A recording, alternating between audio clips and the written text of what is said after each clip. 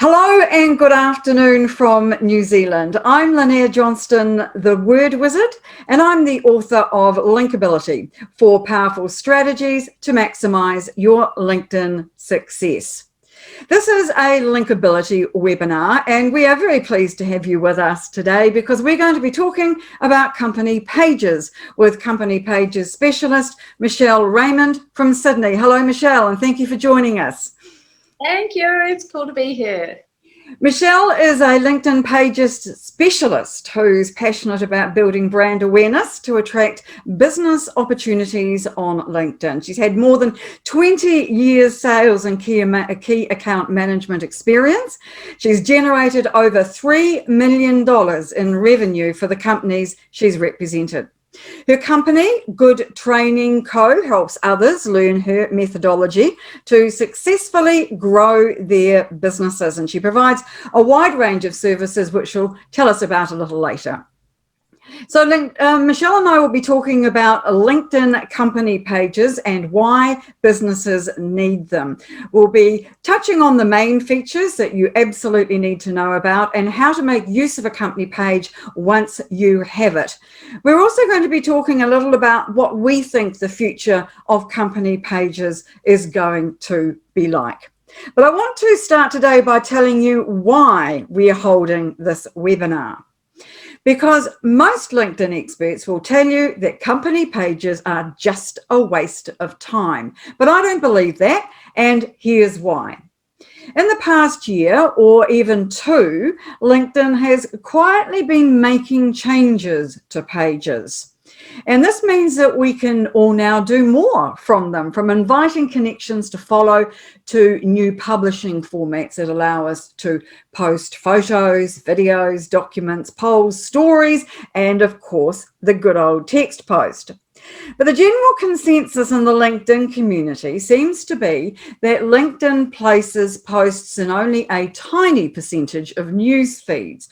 But I can tell you that the posts on our Linkability company page have had 750,000 organic impressions so far this year. And we only publish 1 or 2 posts a week. Now, not all our posts do well, I'll admit that right here and now.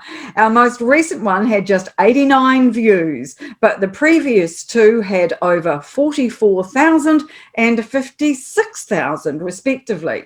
Our page is just over 1,000 followers, so it's not a large number, but still our Linkability page posts are on average receiving many more views than posts from my personal profile, which has over 11,000 followers. Now, while this is just one metric to measure, and possibly a vanity one at that, it indicates to me that the LinkedIn algorithm is quietly boosting company page posts. So I believe we'll see more posts from pages in our news feeds as time moves on. That means greater organic reach for our company page posts, and it gives us 2 streams of content we can make good use of, our page and our profile.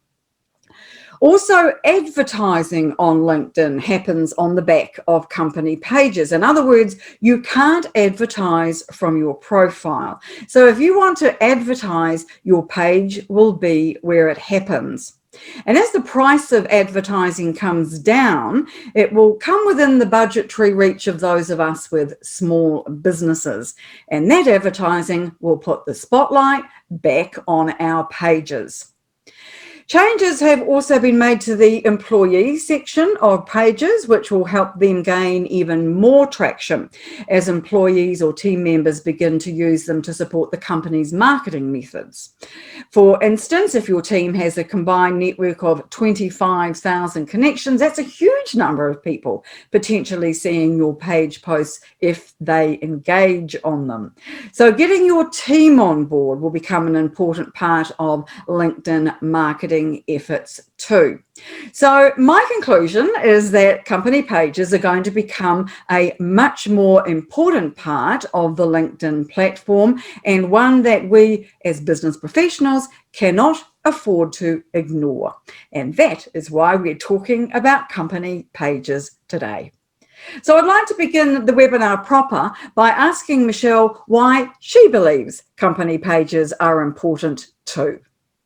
Lynette, I think you just stole all of my lines. Can I just say ditto? Because you have nailed it from start to finish. Why not company pages is what I would say to a lot of people. And you're right, there is such a huge portion of people on LinkedIn that say that they're a waste of time. You don't get much visibility. And I'm so glad that you invited me to have this conversation today. It's great to talk to someone that actually shares my opinion that they're the way of the future. And I think we're just jumping in way ahead of everybody else. So I love company pages because they're a really awesome way to build a brand awareness, build a reputation. And really, for me, where I think the best benefit is, it's a great place to start in your company if your employees aren't comfortable creating content. 1% of people on the platform create content. So what happens if your employee or you aren't that 1%? What do you do then? Stay invisible. So whether you're a small business or a large business, it's such a big opportunity. Well, one of the things that company pages does is it doesn't look like a personal profile, right? Where there are lots of different things that you can put in there. You've got a featured showcase section. You've got all kinds of other things that make your profile really visual. But what would you say then about company pages? What is it that is really important that people make sure they've got done on their company page if they really want to stand out from the crowd? Look, it's very similar to what I would say on your personal page. The banner is the biggest piece of real estate that you've got. It is the one place where I would almost say it's okay to do your free advertising, use it on your banner. Make it really clear to people what you do and what services you offer or what kind of people that you help so that they don't have to go searching. Because some of the functionality on a company page is a little bit clunky and LinkedIn doesn't make it easy. So banner's a really awesome way that you can take control of that with something bright and catching and reflective of your business. So that's really important to get right. Having your contact details for your company visible and easy to find. Honestly, it's such an easy tip and often overlooked that people go, oh, I forgot to update my phone number, my email address, my website. We just set it up years ago. So make sure you go back and ensure that your contact details are there. I think too, there are other areas that are important. The overview, making sure you've got your overview written really, really well. And I'd like to come back and talk to you a little bit about how you think that might be best focused on a company page. And also by having your logo so it appears on your personal profiles and the personal profiles of your team is exceptionally important, although it seems to be very tricky to get that right and looking good. And also a tagline. I really like the fact that you can have a tagline on your company page as well. So that makes it, again, if you combine that with the banner, then you've got a really good, impactful way for people to see what it is that you do at a glance. So can I ask you then how you feel people should present their overview best? Now, I've forgotten how many characters you get. Is it about 300 words or is it a bit shorter than that? Well, I think it's at least 300 words. So you've got a reasonable amount of space. So the trick is not to fill it too much and make it too hard for people to obviously read War and Peace, but you want to let them know if they want more detail beyond your banner and your tagline, like you said, to make it really clear. Who is it that you help? How do you help them? And how can they reach you? And I'll keep it kind of that simple. And Lynette, you may have some other really cool tips for this section as well. But what I find is just make it clear. Who is it that you're trying to work with? And how is it that you help them? And keep it simple. And if they want to find out more information, then make it simple to find, contact details. I always think the contact details should be at the end of every section of text that you put on your LinkedIn profile. I can't tell you how many times people have asked me for my email address, and on my profile it must be there 5-6 times in different places. So the more you have it there, the more useful I think it is. My other tip would be for the that overview section is to put things in bulleted lists if you possibly can, so you don't have one big block of dense text, because that can really be off off-putting. I think too that if you use the bulleted list or emojis, it looks really colourful, particularly if they match your banner. I think that's a really simple and easy way to make your section stand out from everybody else's. Now, I think too that where other things happen on your company page that might be of interest to people, where and how you post. Now, when you go to somebody's company page, you can see, of course, all their posts. And as a writer, one of the things I love to do is to provide content. So let's talk about the different ways that there are to be able to provide content through your company page that might be different from your profile, because we might have some different kinds of views on this one. And I see company pages as something as really useful for being able to talk about what the company does, whereas on your personal profile, you can talk about other things that perhaps are a little bit more personal. So do you think that the company page post should be really just kept to posts about the company, about the organization? No, definitely not. So I actually think that the type of content that works best, in my experience, on company pages is definitely more around the personal side of your business. The less formal, the less polished, the less branded, all of those kind of things don't work very well on company pages. What works really well: pull out your iPhone, take a photo of the guy in the warehouse, the birthday cake that you're celebrating, the office dogs that are around because you have, team mascots, things like that. People want to know who you are, not just what you do. And so let them see that you're just collectively a bunch of humans that happen to go and work dealing with other humans at their work. That's all really B2B is. And so, making sure that it's fun, entertaining, and educational along the way. But too often I feel like there's like a LinkedIn version of the company, and then there's the version of the company that happens in real life. We need to really make sure that your company page is just a digital twin of what happens outside. I think too that it's important that you talk about what you can do, how you can help people from a problem-solving position. So then that anything that you write on your company page isn't all about you as in the company. It's more about how you can solve other people's problems. Now, that's my advice for any kind of copy work, to be honest. But I think more so on LinkedIn, where people are more inclined for it to be all about me.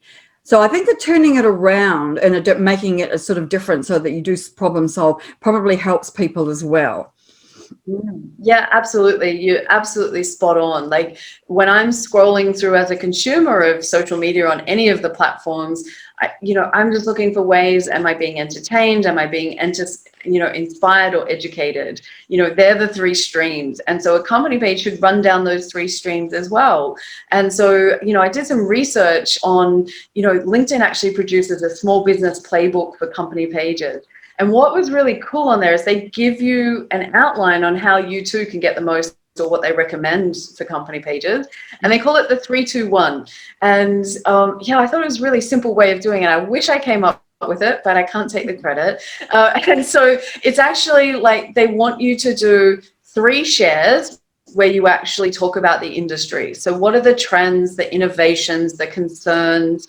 Maybe there's been new regulatory changes, new laws, all that kind of stuff. So you've got, roughly the ratio of 3 posts out of, the posts that you do that. Then you move on to 2 posts. And the 2 posts are the feel-good ones. So, are you a purpose-led company that is out doing some really cool work in the community? Maybe you sponsor a local team. Maybe you donate to a particular charity or go and volunteer. And so you should share that and your human feel-good. So maybe one of your employees is presenting out at an industry event. Take some photos of those kind of things and share. So we've got 3 about the industry, 2 feel goods, and then the last one where the ratio is number 1 is about your products and services. So if you keep it in that ratio, I think that's a really good way to actually keep on track of your company page. I think that's a really great format, and I hadn't heard that before, so I love that, and I'm going to make sure our clients do exactly the same with that. Michelle, how often do you think companies should be posting? Look, LinkedIn on this same playbook advises 1 to 2 times a day, which is A not in line day.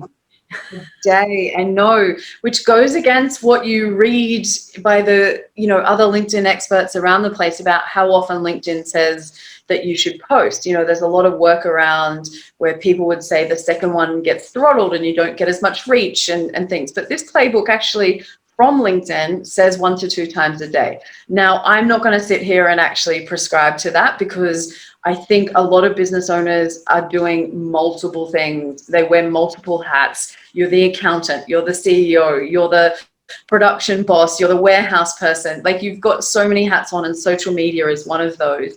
Now, unless you're lucky enough to have a full-time marketing team or, something like that working for you, 1 to 2 times a day is never going to happen. So I prefer to say 3 times a week. I prefer that you would do 2 times a week consistently than 3, 0, 5, 1 all over the place. So, if 2 is what works with you with your capacity in your business right now, stick with 2, but just do it 2 every week and don't miss one. Now, does the world end if you miss one? No, it doesn't. But is it really good to just keep building that momentum? Because it's a really slippery slope. You miss 1 week and then it turns into, oh, it's just another week. And then all of a sudden you lose the momentum, right? We've all been there. Yeah, we have. And you're right. Keep doing it consistently, showing up week after week is much better, I think, than doing lots of posts, doing it for a month, expecting great results, and then wondering why the leads aren't pouring in. Because this is all about developing trust, right? As a company, and we all build trust with our personal profiles. But with this, we're trying to build the company as a company that is trustworthy, is credible, is knowledgeable, and professional, is going to help you. So let me ask you this. How many followers do you think that companies need to aim for, and how do they go about doing that? Well, the thing is that people think that company pages don't work because they don't have a huge number of followers in most cases. It's much easier to collect a bigger number on your personal profile, right? You have a look at mine. I've got 7,000 sitting on my, personal profile. I've got around 600 sitting on my company page. Now, there's a couple of things at play. One's a timing thing. I've been, using LinkedIn for a much longer period of time before I set up my business. And the other thing is, I need to confess, I made a mistake. I created a company page sometime back again for my business, and then I pulled the plug on it and decided that I should have my business perfect and all my ducks in a row before I started to build it. And so I deleted it. Biggest regret, the fact is you're allowed to evolve on LinkedIn and make mistakes. So don't delete it, because it takes time. So I see results with my clients with as little as, 400 or 500 followers is a really great place to start, because it's a niche following of your industry. And the more targeted, the higher the chance. Now I see around 1,000, 500 to 1,000 is like the sweet spot. I think once you go outside of 1,000, you start to just, it's a few Hail Marys, or maybe you expand into, other countries in the world that may not necessarily end up buying from you. But I still say bring them in, because if they're interested in your industry, then they're going to be more likely to like or comment. And you need that to be able to reach the local people. So don't get hung up that it's not 10,000 followers. It's too hard. How will you get there? In my experience, if you use your invite credits, each month, filter them and be selective around who you want to invite, you will reach that 500 number in 4 or 5 months with very little effort. And so you're leveraging off your personal connections. So you can't invite people that you aren't already personally connected to. If you don't have a lot and you're thinking, oh my God, Michelle, what happens when we get to 500? Do I stop? No, think about it. Do you have other employees that you could temporarily make admins on the company page and rotate it around? Give everyone a go, and leverage off their networks in a way that's a little less, I'm trying to think of the word, overbearing. It can be a bit scary and anxiety causing, like trying to reach out to people. So, but a LinkedIn company page invitation is, for me, a really nice, gentle way of starting that process. Yeah, one of the things about the invitations that bothers me is that you can't personalize them. And because, of course, that's one of my main things in terms of telling people how they are best to start a relationship on LinkedIn with someone is to say, always send a personalized invite.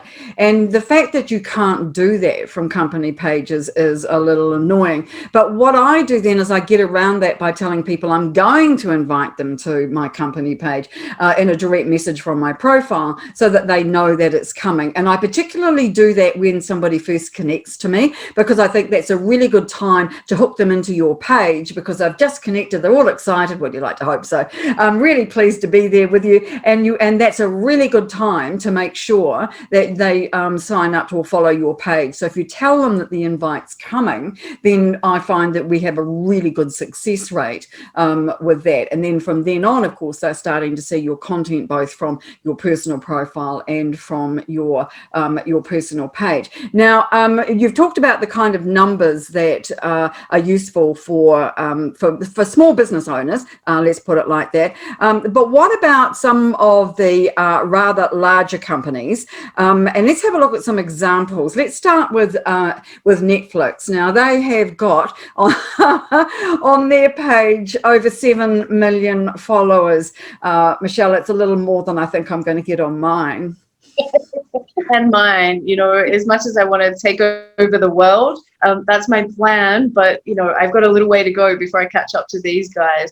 But the reason that I love Netflix as an example, and you may be thinking, you know, why Netflix, you know, on LinkedIn? Let's be clear. These guys have 7 million followers on LinkedIn. Imagine how many people are on the planet that have been watching Netflix nonstop for the last 18 months, myself included, you know. And so what it's a really great example of is how someone can build their corporate brands without just saying, this is my latest movie, this is my latest TV show. They actually build it around their employees. And this is a really great example. So you get to see who's behind the scenes, and they build up some of their employees, you know, and that's just as an important part of employees building up the company page. The company page can build the employee's reputation within an industry. They also tie it back to their company values. So you quite often see they stand for diversity, equity, and inclusion, and they will tie it back to either events that they've got going on internally, or they'll tie it back to some shows that they've got. They also stand for sustainability, and you can see how they tie that back, or minority groups. And so it's really a great way of just going there and have a look. It's really interesting, and you can see how they rotate it. I love the way that they mix things up. There's never too much of one thing. There's a few things I would change about, you know, how they create the content. Catching pictures, you can see each one of those makes you want to stop and have a look.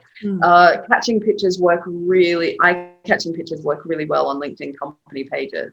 So as you can see, they're attention grabs. So that's one way that, you know, really large corporations, you know, even though we all know them, they're still on LinkedIn. So if you're a small corporation, there's no excuse. Like, yeah. All right, so then let's have a look at this. Let me just whiz up to the top so you can see what this is. This is Adobe, not quite as many followers on this page, Michelle, just a shy of 3 million. But they do something that's a bit different here that you want to show us.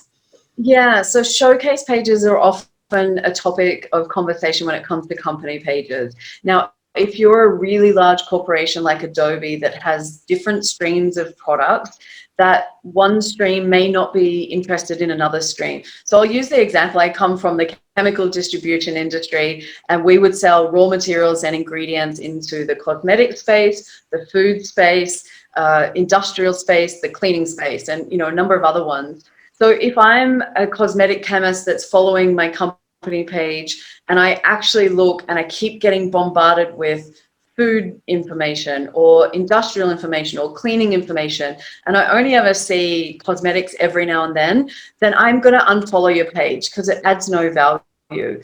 So a way that you get around this is you create some showcase pages, which you can see Adobe do really well, and quite often LinkedIn will use them as an example.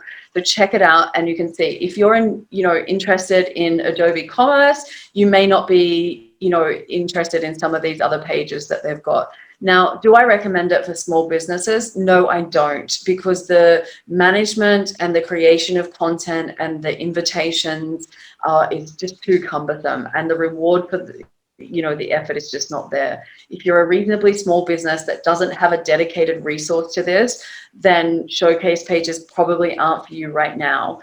Now, if you have plans for the future, build it. I have no problems with that if you can manage it. But if you're a small business and you're going to always stay that way, then I wouldn't use showcase pages. Just use your LinkedIn company page. And the advantage is all of these tie up into the overarching companies, so they're not lost. So if I just look up Adobe, I can find all of these other sub pages really easily. And they're calling them affiliated pages, but we know them as showcase pages. Am I right about that? There are some subsidiary companies, I think, that are showing in there, and there's also showcase pages. So, without getting lost in the technicality, the overarching is that you've got different streams that all tie up in the overarching Adobe. And, one of the ways that we were, having some discussions around was that, perhaps if you've got your linkability book, which if you haven't purchased a copy, make sure that you do. But if you've got, some kind of products like that, you could set up a particular showcase page for that and draw people that that might be separate to, in Linnea's case, she's got a copywriting business and other sections of her business, so that may not be related or of interest to other people. So they are a good way, but they're a good way if you've got the resources to deal with them. Which is always a question, isn't it, is how people can manage their LinkedIn pages. Now, both you and I have clients where we do manage their pages for them. And that's perfectly acceptable under LinkedIn law, isn't it? It is. And, and that's part of the reason why, I went down that space in the very, very, very beginning and managing it on behalf of companies instead of people. It's against LinkedIn T's and C's to actually log on and pretend that you're part of or, create content under the guise of being someone else. It is not when it comes to company pages. And I love that they introduced some new features with the super admins, but also content creators from third parties now can access your company page. So you can restrict what they've got access to or make them super admins, which, obviously gives them further rights. But, it's actually encouraged by LinkedIn. So if you don't have the time, inclination, resources to do this, and you should, please reach out to one of us and have a conversation about how we might be able to help you to obviously get your business visibility, because ultimately both of us want your business to grow. Like, we want to see people succeed, right? Like, that's what you and I have in common. We both love using LinkedIn to build brand awareness and attract opportunities for people. And, that's why I love doing what I do. And one of the things I love about what I do is the fact that LinkedIn is always changing. And we mentioned earlier on that there have been some changes on company pages in the last little while. And do you think that there's going to be more? What do you see the future of company pages as being, Michelle?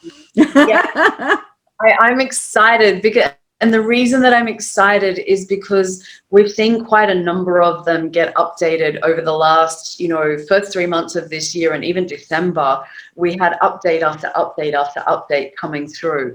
And I think it's really just built on the back of, let's think about it. I'm LinkedIn. Where am I going to make my money from? And the long-term answer has always been HR solutions. And, a lot of us have used LinkedIn to find a career, or, recruiters find us. The flip side to that is everyone knows about that now. So is it saturated? There are some other alternatives that have come up in that time. Now let's go back to what happened in 2020. So COVID comes along and it hits. The whole world changed. None of us can travel. Industry events out the window, customer visits out the window, trade shows out the window, old school selling methods went out the window last year. And so what did people do?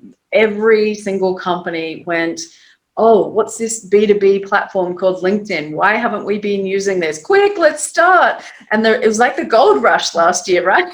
And into this year as well. It's been flooded. The numbers have doubled. The number of people jumping on is, 35% growth, 756 million. Yes, or something. latest I heard too. Yeah, it's a lot of people, isn't it? That is, and a lot of growth, and the stat that goes along with that growth is $3 billion worth of advertising spend in 1 year with LinkedIn last year, the biggest that they've ever had.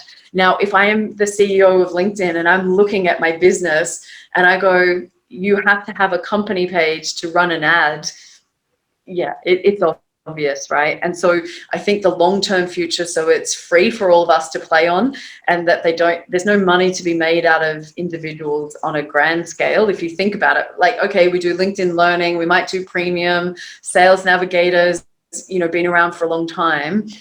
Where else am I going to make my money from? Who's got the money?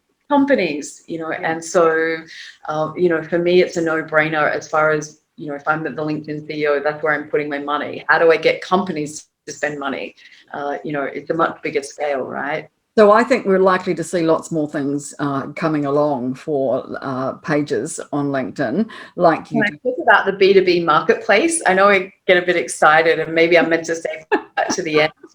But I get excited because, let's think about it. eBay has been so successful. Amazon is super successful.